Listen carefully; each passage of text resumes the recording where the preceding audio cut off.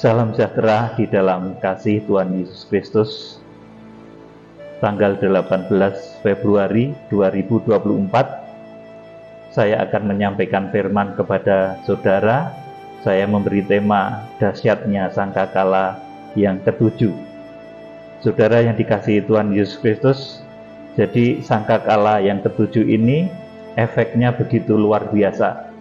Karena selain merupakan penyudah dari segala bencana penghukuman yang dijatuhkan oleh Tuhan, maka sangkakala yang ketujuh ini nanti yang begitu dahsyat itu akan bisa membangkitkan orang-orang yang mati di dalam kubur. Ini kedahsyatan sangkakala yang ketujuh. Selain itu merupakan pertanda bahwa Tuhan Yesus Kristus datang. Jadi begitu sangkakala yang ketujuh itu ditiup, Tuhan Yesus Kristus datang, kemudian orang-orang yang mati di dalam kebenaran itu nanti akan dibangkitkan. Jadi ini dahsyatnya sangkakala yang ketujuh, makanya perlu saya sampaikan di dalam satu sesi fellowship kali ini. Jadi begitu dahsyat sangkakala yang ketujuh ini sehingga bisa membangkitkan manusia-manusia yang sudah mati di dalam iman, di dalam kebenaran sejak awal zaman sampai dengan akhir zaman. Itu bangkitnya di mana? Di sangkakala yang ketujuh ini. Saudara yang dikasihi Tuhan Yesus Kristus, kemudian poin penting yang pertama harus kita tahu, ini adalah kapan pelaksanaan peniupan sangkakala yang ketujuh atau sangkakala yang terakhir. Saya tidak akan berbicara mengenai saat atau kairos pelaksanaan dari peniupan sangkakala yang ketujuh, di mana kalau saya menyatakan kairos dari sangkakala yang ketujuh itu artinya saya menyatakan harinya, bulannya, tahunnya. Nah, yang begitu itu tidak boleh, saudaraku. Di sini yang akan saya sampaikan adalah mengenai sangkakala yang ketujuh itu diberitahukan pada Wahyu pasal yang ke-11 ayat yang ke-15 sampai ke-19, di mana Wahyu pasal yang ke-11 ayat 1 sampai yang terakhir itu di dalamnya, saudaraku, menggambarkan suasana 1260 hari masa antikris yang akan diakhiri dengan matinya dua saksi surga. Setelah itu barulah sangkakala yang ketujuh itu ditiup, yaitu setelah dua saksi surga itu menyelesaikan tugasnya selama 1260 hari di masa antikris. Jadi saudara di sini menjadi paham bahwa Wahyu pasal 11 ayat 1 sampai dengan ayat yang terakhir itu menerangkan kejadian-kejadian semasa waktu antikris. Periode di mana masa antikris itu berkuasa, di sana diceritakan di Wahyu pasal yang ke-11 itu, bahwa ketika nanti masa antikris itu terjadi, akan terjadi kesukaran, kesengsaraan yang besar yang belum pernah terjadi sejak awal dunia sampai sekarang, dan itu nanti hanya akan terjadi pada 1260 hari menjelang kedatangan Tuhan Yesus Kristus. Nah, itu diceritakan di dalam kitab Wahyu pasal yang ke-11 ini, dan akhir dari apa yang diceritakan dalam kitab Wahyu pasal 11 itu adalah sangkakala yang ketujuh. Artinya sangkakala ketujuh itu terjadinya adalah ketika berakhir masa antikris, ketika dua saksi itu menyelesaikan tugasnya setelah bersaksi sambil berkabung selama 1260 hari. Jadi perhatikan baik-baik, pemberitahuan tentang sangkakala ketujuh itu memang di Wahyu pasal 11, tetapi saudaraku, Wahyu pasal 11 itu menceritakan bahwa sangkakala terakhir itu nanti terjadinya adalah di akhir masa antikris, ketika Tuhan Yesus Kristus datang, ketika nanti waktu sangkakala atau nafiri itu ditiup, orang-orang yang mati di dalam kebenaran itu dibangkitkan seperti yang ditulis di dalam 1 Korintus 15, 51, 52, 1 Tesalonika 4. Saudaraku, jadi kita akan belajar tentang sangkakala ketujuh ini menurut firman dan Roh Kudus. Kitab Wahyu ini, saudaraku, kalau tidak diungkap-bukakan dengan kekuatan firman dan Roh Kudus, nanti jadi seperti dongeng. Rasul Paulus katakan kepada Timotius, jauhilah dongeng-dongeng nenek tua. Kitab Wahyu yang tidak diungkap-bukakan berdasarkan kebenaran firman dan roh itu menjadi dongeng. Saudaraku, dongeng-dongeng akhir zaman.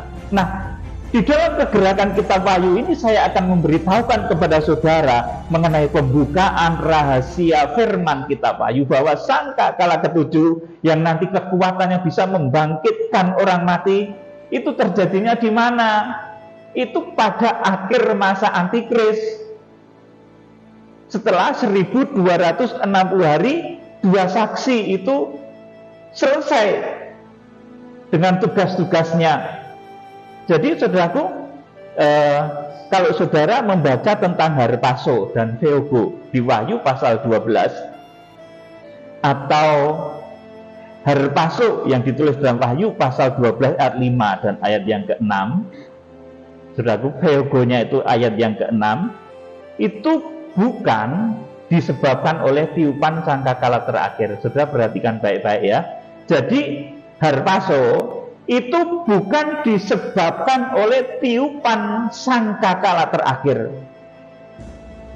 Bahkan, saudaraku, Harpaso itu menandai dimulainya masa antikris, merupakan sebuah cara mitigasi yang dilakukan oleh Tuhan kepada umatnya, supaya umatnya itu selamat dari bahaya masa antikris. Jadi yang disebut dengan Harpaso itu terjadi bukan sebagai akibat dari peniupan sangkakala yang terakhir. Saudara cermati baik-baik ini. Karena sangkakala terakhir itu terjadinya adalah di akhir 1260 hari. Di akhir 1260 hari sesudah wanita itu diungsikan ke padang belantara pengungsian, Wahyu pasal 12 ayat yang ke-6, Wahyu pasal 12 ayat yang ke-14. Kemudian nanti akan terjadi di Wahyu pasal 19 ayat 6 sampai 9. Jadi sangkakala terakhir itu terjadi di akhir masa antikris, sedangkan Harpaso itu merupakan sarana mitigasi yang dilakukan oleh Tuhan untuk menyelamatkan umatnya dari bahaya antikris. Sarannya dengan Harpaso, yaitu dibawa kepada Allah dan ketahtanya untuk orang-orang yang mencapai tagar rohani tertentu, yaitu ruang Maha Kudus. Kemudian diungsikan atau Theogo itu untuk orang-orang yang mencapai tataran rohani ruang kudus. Saudaraku, ini dicatat di dalam kitab Wahyu pasal 12 ayat 5 dan 6. Jadi Harpaso maupun Theogo, saudaraku, yang ditulis dalam Wahyu pasal 12 ayat yang kelima, anak laki-laki itu lari kepada dibawa lari kepada Allah dan ketahtanya. Kemudian wanita itu lari ke suatu tempat yang disediakan oleh Allah selama 1260 hari. Itu bukan akibat tiupan sangkakala, saudaraku, tetapi itu merupakan sarana mitigasi yang dilaksanakan oleh Tuhan untuk menyelamatkan gereja dari bahaya masa antikris yang lamanya adalah 1260 hari. Sedangkan sangkakala yang ketujuh itu terjadi di akhir 1260 hari itu, di akhir masa antikris, di akhir tugas dari masa yang ditetapkan untuk dua saksi surga. Jadi saudaraku, saya ulangi, Harpaso atau Theogo, orang-orang yang dibawa kepada Allah dan ketahtanya, dan orang-orang yang diungsikan, itu bukan akibat dari tiupan sangkakala, saudaraku. Dan ini menandai dimulainya masa antikris. Jadi Harpaso maupun Theogo itu menandai dimulainya masa antikris dan upaya Tuhan untuk menyelamatkan umatnya dari masa yang begitu mengerikan tersebut. Saudara, harpaso total. Itu apa saudara? Kenapa saya bilang harpaso total? Itu adalah harpaso yang meliputi tubuh, jiwa, roh.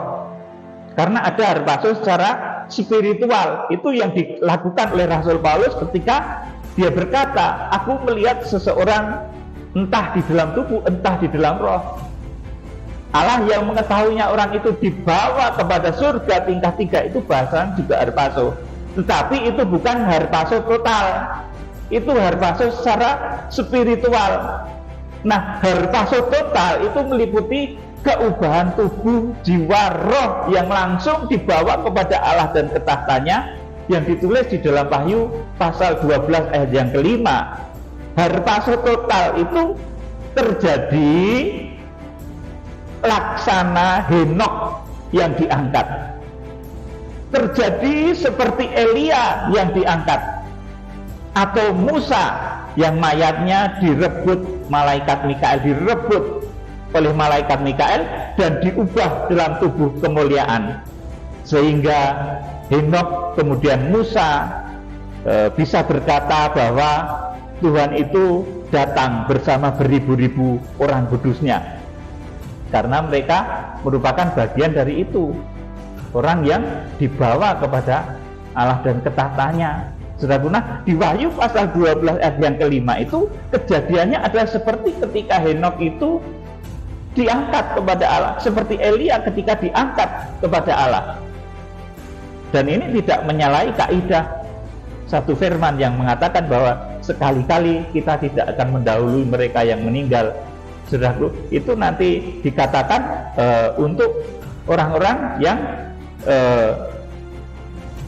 dinubuatkan di dalam 1 Korintus 15 dan 1 Tesalonika 4. Jadi Henok maupun Elia itu tidak menyalahi kaidah firman itu, saudaraku. Jadi saya ulangi, harpaso total yang meliputi keubahan tubuh, jiwa, roh di dalam Wahyu pasal 12, yaitu orang-orang yang mencapai rohani sempurna, ruang maha kudus, itu mereka laksana Henok yang diangkat, mereka laksana Elia yang diangkat, atau Musa yang mayatnya direbut oleh malaikat Mikael dan diubah dalam tubuh kemuliaan, sehingga Henok dan Musa itu bisa berkata, mereka bernubuat, saudaraku, bahwa Tuhan itu datang bersama beribu-ribu orang kudusnya. Itu menjelang wafatnya Musa. Musa itu juga bernubuat seperti itu. Kemudian Henok di dalam kitab Yudas itu juga berkata bahwa Tuhan itu datang bersama beribu-ribu orang kudusnya. Ini bukan orang-orang yang diubahkan oleh tiupan sangkakala. Perhatikan baik-baik, Henok, Elia itu bukan diubah karena tiupan sangkakala, saudaraku. Wahyu pasal 12 ayat 5 itu juga bukan orang yang diubah oleh karena tiupan sangkakala, tetapi orang-orang yang direkrut oleh Tuhan menjadi pasukannya untuk menggenapi firman bahwa suatu ketika nanti Tuhan itu datang bersama beribu-ribu orang kudusnya. Saudaraku, jadi orang-orang yang mengalami keubahan harpaso total ini bukan orang-orang yang diubahkan oleh tiupan sangkakala. Di Wahyu pasal 12 ayat 5 itu mereka diubahkan, dibawa kepada Allah dan ketahtanya bukan sebagai akibat dari tiupan sangkakala terakhir, tetapi pilihan Tuhan untuk merekrut pasukan surgawi untuk menghakimi bumi dan menghakimi malaikat-malaikat. Karena ada tertulis bahwa tidak tahukah kamu bahwa orang-orang kudus akan menghakimi bumi? Tidak tahukah kamu bahwa engkau akan menghakimi malaikat-malaikat? Saudara yang dikasihi Tuhan, kita akan belajar apa yang terjadi ketika sangkakala ketujuh yang begitu dahsyat. Jadi sangkakala ketujuh itu dahsyat, saudaraku. Kalau sangkakala yang pertama itu misalkan ditiup, cuma bisa menimbulkan hujan hujan es bercampur darah. Tetapi ketika sangkakala ketujuh itu ditiup, itu orang mati bangkit, saudaraku. Tuhan Yesus datang. Betapa dahsyatnya sangkakala yang ketujuh ini. Kita akan membaca Wahyu pasal 1, Wahyu pasal 11, maksud saya Wahyu pasal 11 ayat 1 sampai 19. Nanti setelah kita baca ayat-ayat ini, kita akan simpulkan apa yang terjadi ketika sangkakala yang ketujuh itu ditiup. Dibaca Pak Nendra, Wahyu 11 ayat 1 sampai 19. Dua saksi Allah. Kemudian diberikanlah kepadaku sebatang bulu seperti tongkat pengukur rupanya, dengan kata-kata yang berikut: bangunlah dan ukurlah bait suci Allah dan mezbah dan mereka yang beribadah di dalamnya. Terus, tetapi kecualikan pelataran bait suci yang di sebelah luar, janganlah engkau mengukurnya, karena ia telah diberikan kepada bangsa-bangsa lain, dan mereka akan menginjak-injak kota suci 42 bulan lamanya. Amin. Di sini saya akan memberikan penegasan bahwa bait suci yang di sebelah luar itu jangan engkau mengukurnya, artinya pelataran. Orang yang rohaninya itu pelataran, artinya apa? Pelataran itu suasananya adalah suasana kebebasan. Orang Kristen tapi bebas, masih bebas menikmati hawa nafsu daging dan dosa, tetapi mereka percaya dengan Tuhan Yesus juga. Saudara, itu suasana Kristen, kanak-kanak rohani yang nanti akan tertinggal, yang di dalam dirinya itu masih memiliki sifat-sifat binatang, sifat hawa nafsu binatang. Tetapi orang yang mencapai ruang kudus nanti akan diungsikan. Orang yang mencapai ruang Maha Kudus itu akan dibawa lari kepada Allah dan ke tahtanya. Wahyu pasal 12 ayat yang ke-6 itu yang diungsikan. Kemudian Wahyu pasal 12 ayat yang ke-5 itu yang langsung dibawa kepada Allah dan ke tahtanya. Ini mitigasi yang dikerjakan oleh Tuhan, menyelamatkan umatnya dari bahaya antikris di akhir zaman.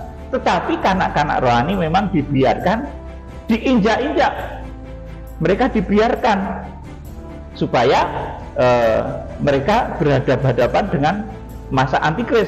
Ayat yang ketiga, dan aku akan memberi tugas kepada dua saksiku supaya mereka bernubuat sambil berkabung 1260 hari lamanya.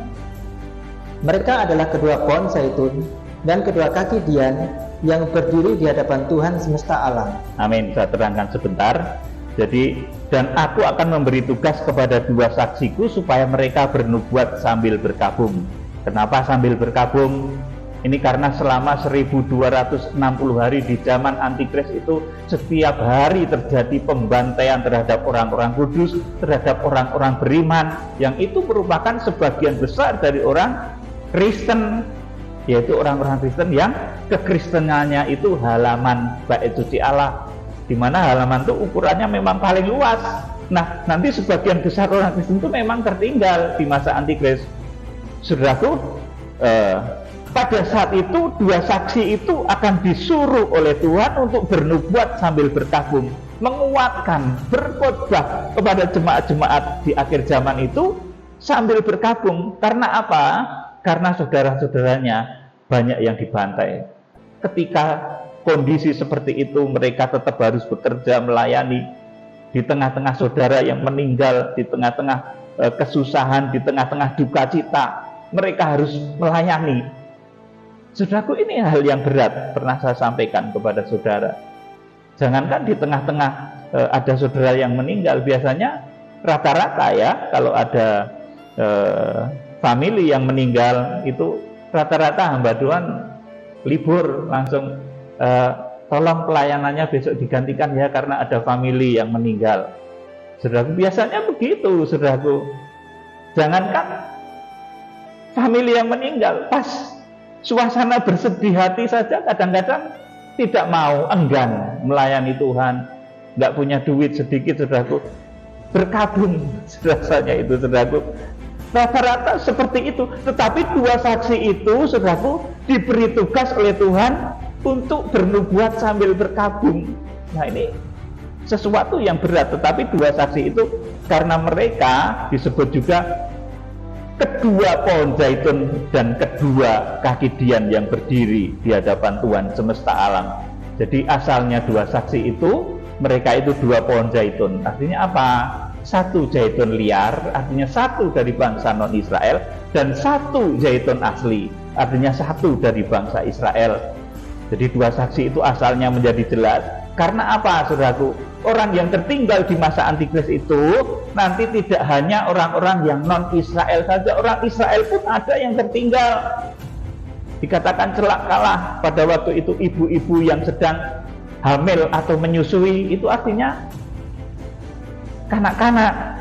Saudaraku, ayat yang selanjutnya, yang kelima, dan jikalau ada orang yang hendak menyakiti mereka, keluarlah api dari mulut mereka, menghanguskan semua musuh mereka.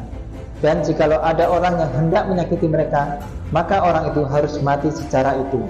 Terus, mereka mempunyai kuasa menutup langit, supaya jangan turun hujan selama mereka bernubuat. Amin. Ini kemudian ditafsirkan bahwa dua saksi itu adalah Elia, padahal bukan. Ini hamba Tuhan di akhir zaman yang seizin Tuhan, saudaraku, memang tertinggal di masa Antikris, tetapi dia dipakai oleh Tuhan dengan kuasa yang luar biasa. Ini hamba Tuhan. Elia sudah diangkat. Elia sudah menjadi pasukan yang direkrut Tuhan, yang bertemu dengan Musa di Matius pasal 17 itu, dan Tuhan Yesus.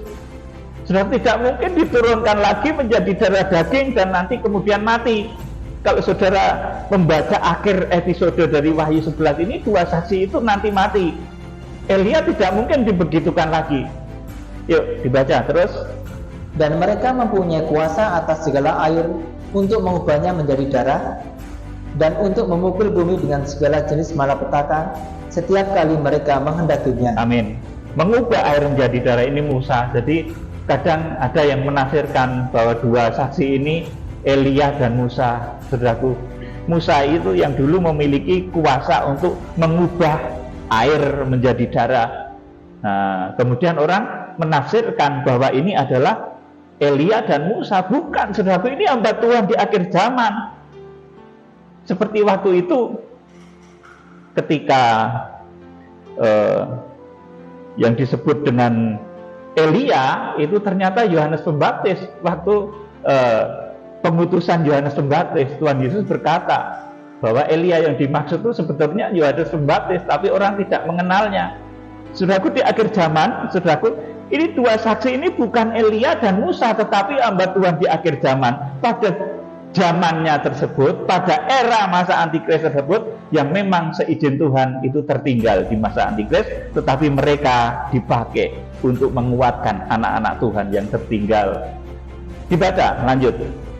Dan apabila mereka telah menyelesaikan kesaksian mereka, maka binatang yang muncul dari jurang maut akan memerangi mereka dan mengalahkan serta membunuh mereka. Amin. Jadi dua saksi ini mati, dibunuh lagi. Mereka manusia darah dan daging.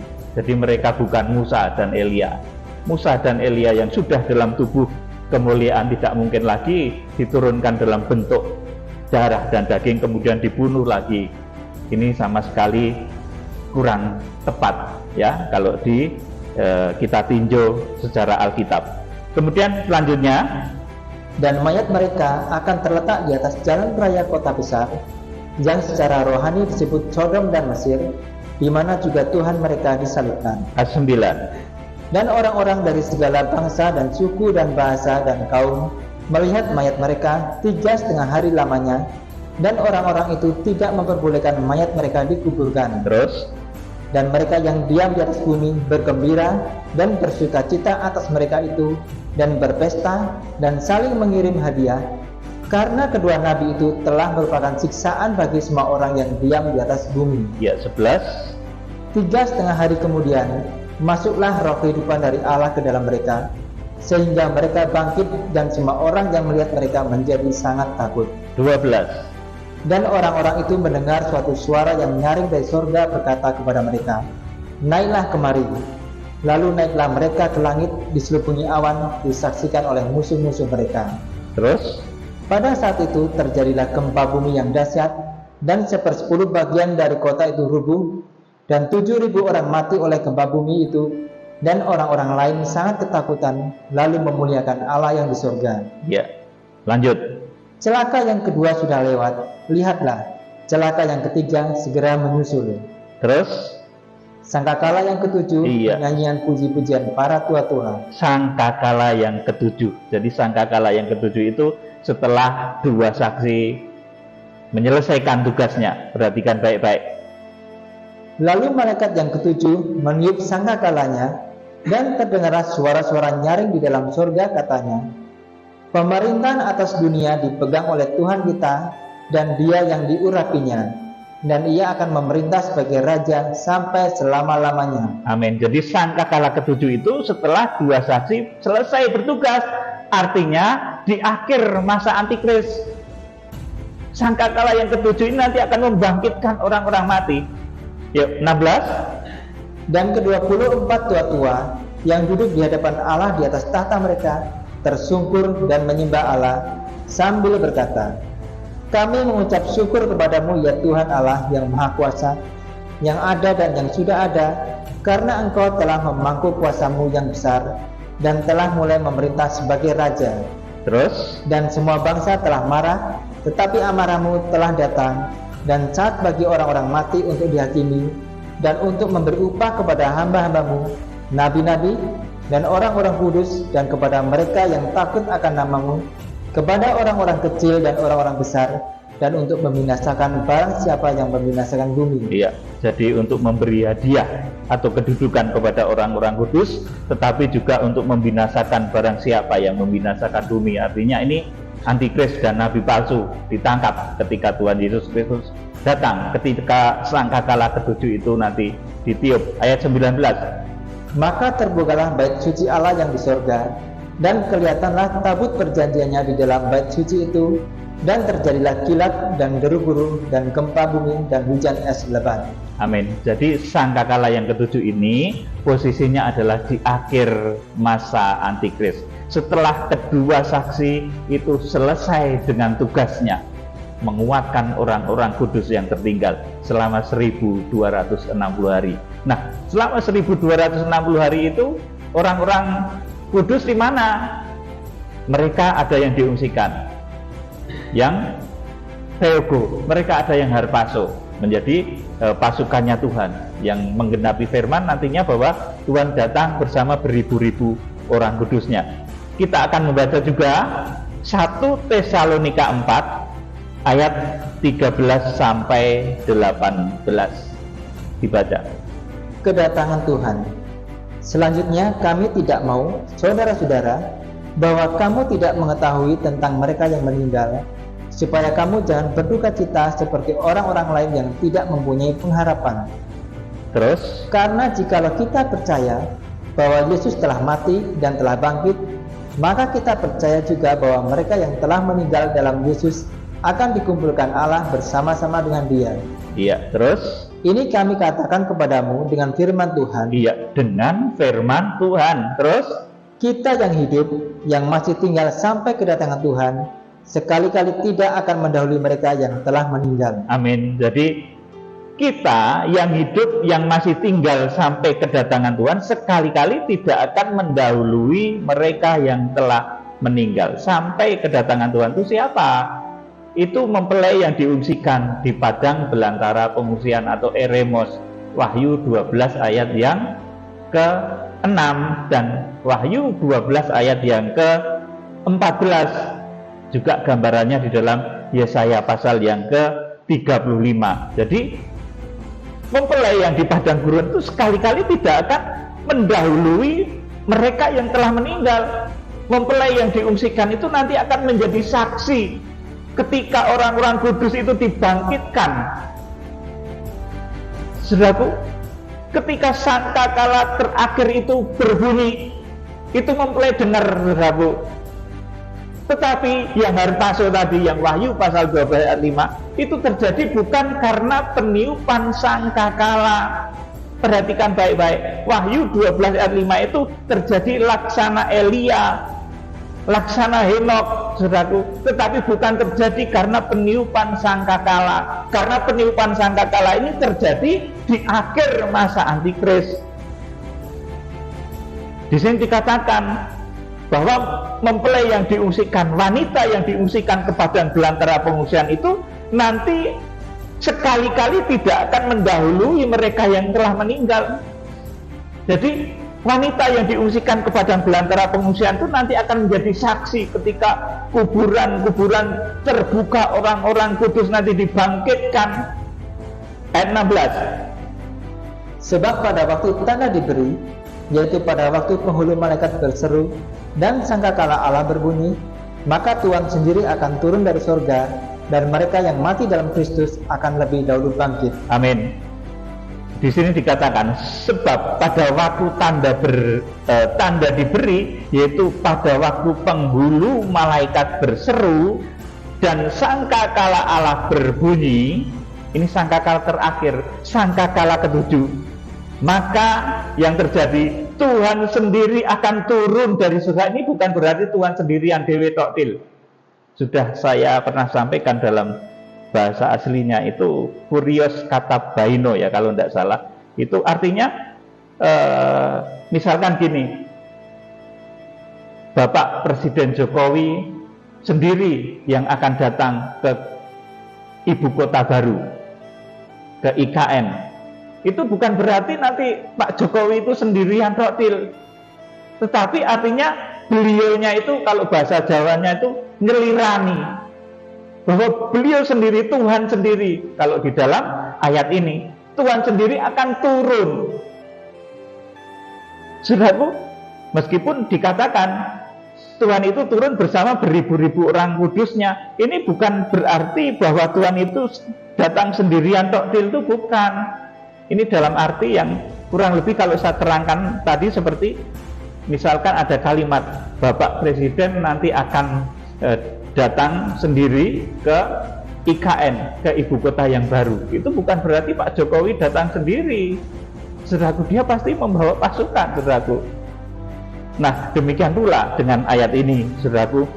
Sebab pada waktu tanda diberi, yaitu pada waktu penghulu malaikat berseru dan sangkakala Allah berbunyi, maka Tuhan sendiri akan turun dari surga, dan mereka yang mati dalam Kristus akan lebih dahulu bangkit. Jadi mereka yang mati dalam Kristus itu artinya dalam kebenaran, dalam Roh Kudus, itu akan terlebih dahulu bangkit. Ayat 17, sesudah itu kita yang hidup, yang masih tinggal, akan diangkat bersama-sama dengan mereka dalam awan menyusun Tuhan di angkasa.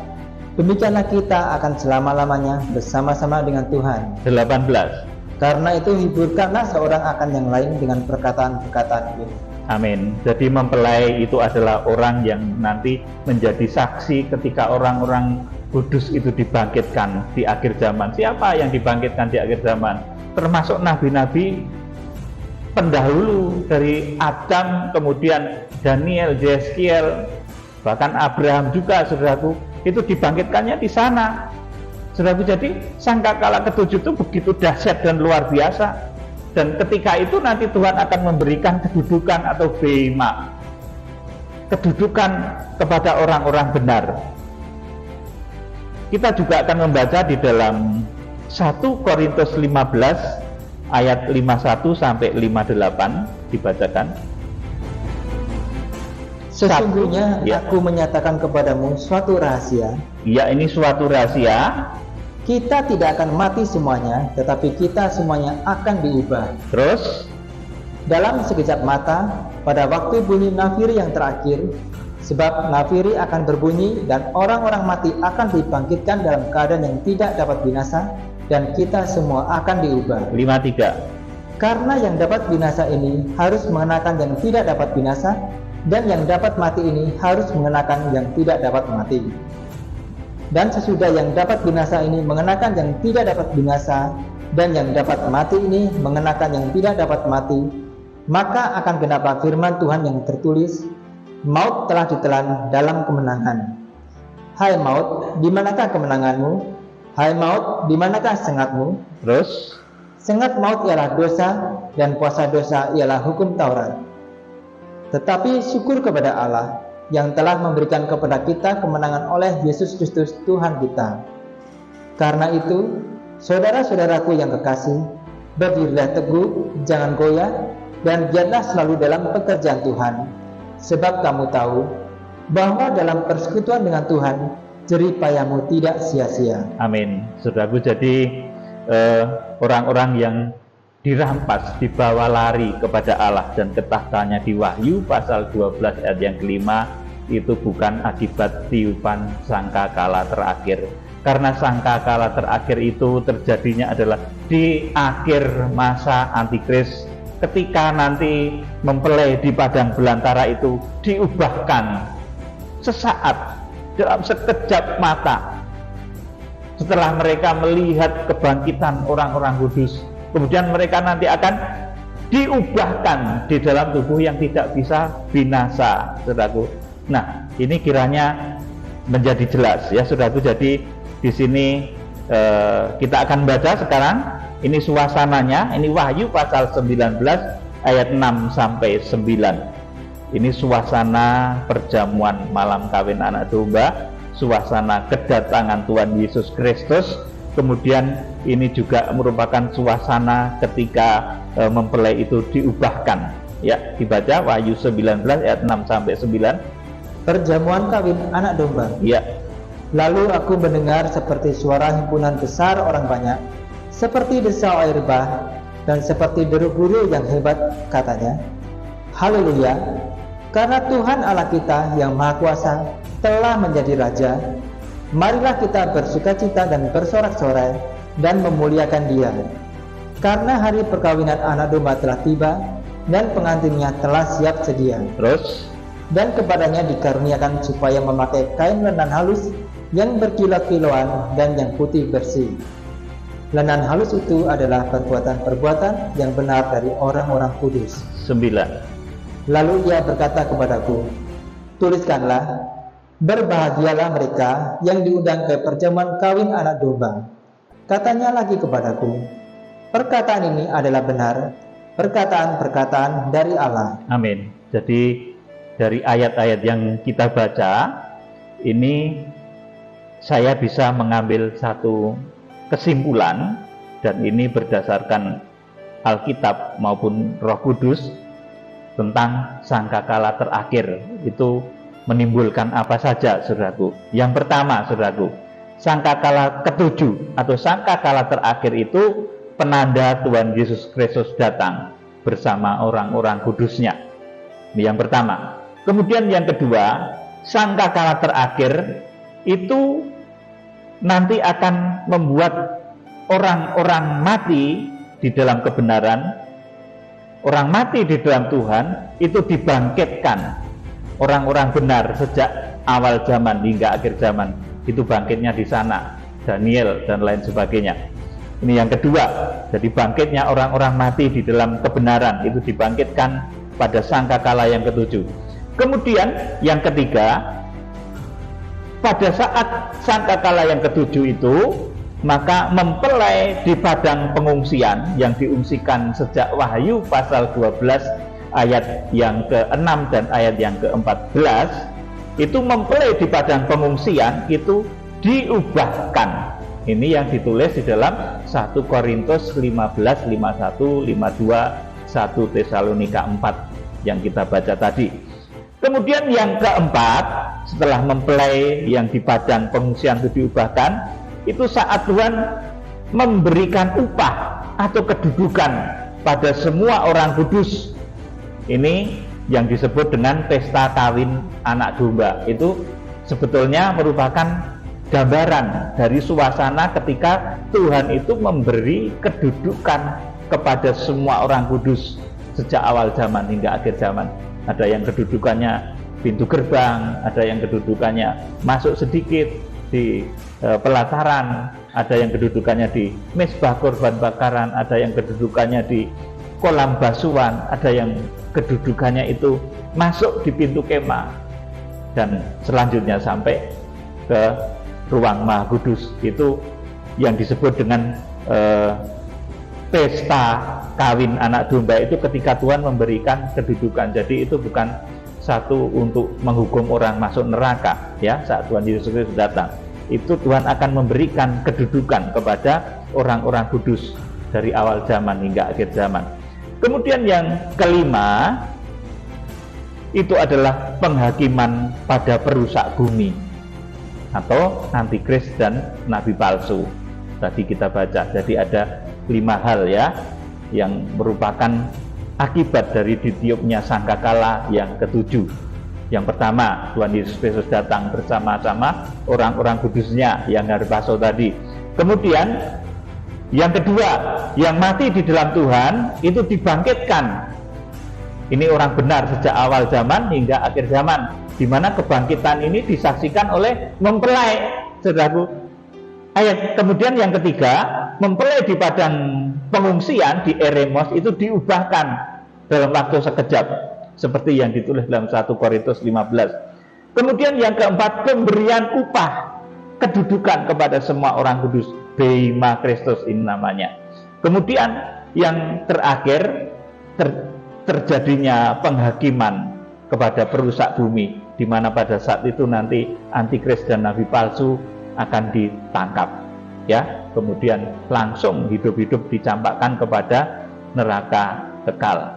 Saudara yang dikasihi Tuhan, ini kegerakan Kitab Wahyu. Kegerakan Kitab Wahyu itu sekali lagi akan membawa saudara sebisa mungkin, mari kita memiliki iman yang teguh, sehingga kita ini merupakan generasi yang bisa menyambut kedatangan Tuhan Yesus Kristus hidup-hidup. Saudaraku, kemarin ada seorang anak Tuhan bertanya, karena mereka melihat biaya pembangunan bait suci tabernakel itu dihitung, saudaraku, dari pembuatannya. Saudaraku, kan tabernakel itu dibuat ada dari emas, perak, kemudian berbagai batu-batu mulia untuk imam besarnya itu, kemudian berbagai macam perabotannya itu juga mahal. Ternyata pembuatan tabernakel itu kalau dikonversi dengan harga emas dan perak dan saat ini, maka kurang lebih pembangunan tabernakel itu memakan biaya 1,6